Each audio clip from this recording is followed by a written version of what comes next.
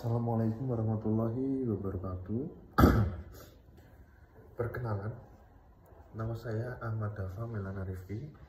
Saya mahasiswa hukum Universitas Muhammadiyah Malang. Saya akan sedikit menjelaskan apa itu pengertian secara umum terhadap konstitusi. Bahasanya konstitusi adalah aturan atau yang peraturan dasar yang menjadi pedoman dalam mengatur penyelenggara negara, seperti pembagian kekuasaan, hak dan kewajiban suatu negara itu sendiri, serta sistem pemerintahannya. Bahasanya, konstitusi saya akan menjelaskan dibagi secara dua, yaitu secara yuridis dan secara sosiologis.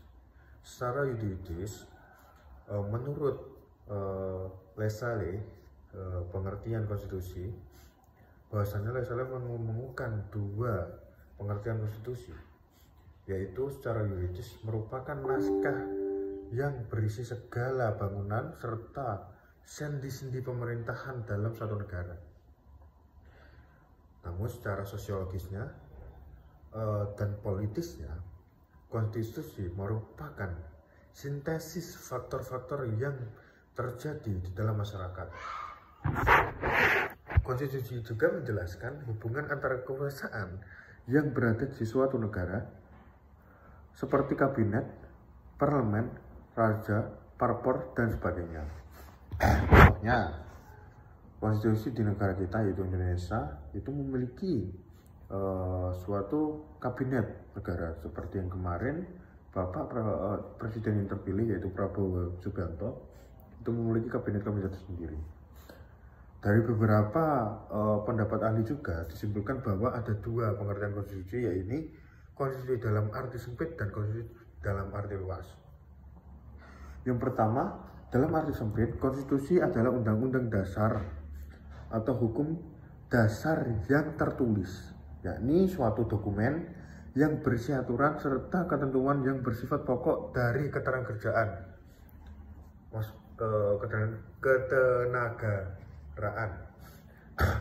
yang suatu dalam negara itu sendiri.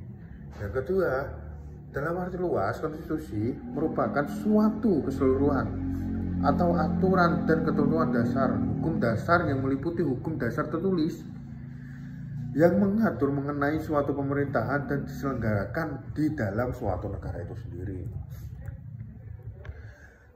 Jenis konstitusi, yaitu konstitusi itu beberapa ada jenis, yaitu saya akan menyimpulkan bahwa itu ada dua jenis, yaitu konstitusi tertulis, yaitu contoh konstitusi tertulis yaitu di negara kita Undang-Undang Dasar 1945, dan terus ada Undang-Undang Dasar sementara, lalu ada Undang-Undang Dasar 1945 hasil amandemen.